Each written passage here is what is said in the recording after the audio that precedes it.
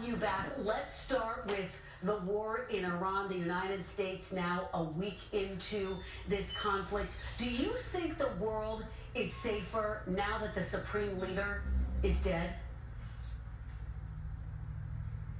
Well, certainly as it relates to the Ayatollah, he was a bad actor, and I'm not going to shed any tears as a result of his departure. I think the big question is, why did we get into this war? What are our strategic objectives? Because they shift every day. And what is the plan to get out of this conflict? The American people don't want to see billions of dollars being spent to bomb Iran and the Middle East, while at the same period of time, my Republican colleagues and this president are unwilling to spend a dime to lower their grocery bills, spend a dime to actually make it more affordable to go see a doctor, or do anything about this affordability crisis that is very real in the United States of America. Well, in talking about the strategy for this war, let me ask you, because NBC News is reporting that President Trump has privately considered sending boots on the ground to Iran.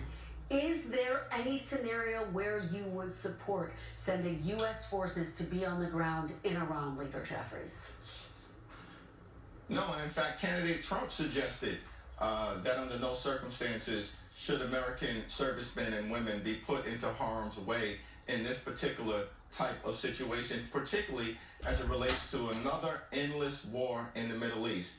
And we are deeply saddened right now by the loss of 6 brave and heroic servicemen and women who have already lost their lives, and will continue to pray for their families and their loved ones. But the American people deserve answers from the administration as to how we're going to actually move forward in a way that makes America safer, not more vulnerable. Well, there is a push for congressional oversight, but both the House and the Senate this week rejected a resolution to curb President Trump's war powers in Iran. And frankly, even 5 Democrats joined Republicans to block the resolution in those chambers. Does that effectively give President Trump a mandate to fight this war? Not at all. The president, of course, has a responsibility, first and foremost, to make his case to the American people, which he's failed to do. There's a reason why this president is deeply unpopular. His policies, including the One Big Ugly Bill, are unpopular.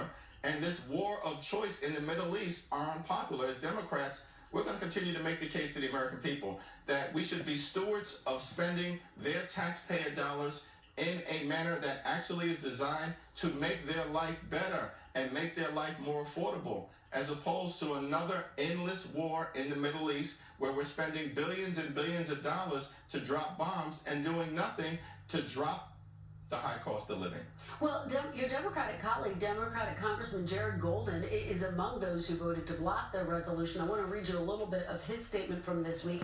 He says, quote, "The president has so far acted within the authorities given to him by Congress through the War Powers Act of 1973. He has been briefing Congress, and he has 60 days to make his case for ongoing operations. This is not an illegal war, but it could become one." How do you respond to your House colleague? Well, every individual member, of course, is going to articulate their position. The overwhelming majority of both House and Senate Democrats have made the case to the American people and taken the position that this is a war of choice that Donald Trump decided to get into without any evidence being presented to us as members of Congress or to the American people. But do you agree with Golden it's not an illegal war yet? To protect the national security of the American people. No, Jared obviously has a very different position. He's a hero. He fought in the Middle East bravely, and he's entitled, of course, to his perspective. But as I indicated, the American people are dissatisfied with this war of choice that Donald Trump has decided to enter into. And Donald Trump has not made a compelling case as to why we are in a situation where American servicemen and women, their lives are at risk. Let's talk about